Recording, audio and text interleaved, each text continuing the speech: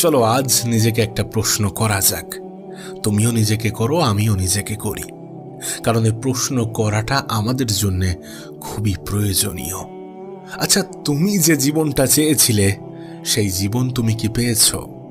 না, আমরা যে জীবনটা চেয়েছিলাম সেই জীবনটা কি আমরা পেয়েছি? সেই জীবনটা কি আমরা কাটাচ্ছি? যদি না কাটাতে পারি, যদি না কাটিয়ে থাকি, তাহলে মনে হয় না যে কোথাও না কোথাও ঘাটতি আছে, কোথাও না কোথাও সমস্যা আছে, প্রবলেম আছে?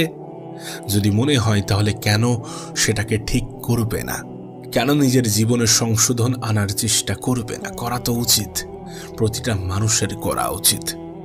আসলে সমস্যা কি জানো? সমস্যা এখানে যে আমাদের মধ্যে অর্ধেক মানুষ এটাই জানে না যে আমাদের কোনটা পছন্দ। হ্যাঁ, আমাদের মধ্যে অর্ধেক মানুষ এটাই জানে না যে আমি কি চাই। প্রথমে এটা জানাটা প্রয়োজন যে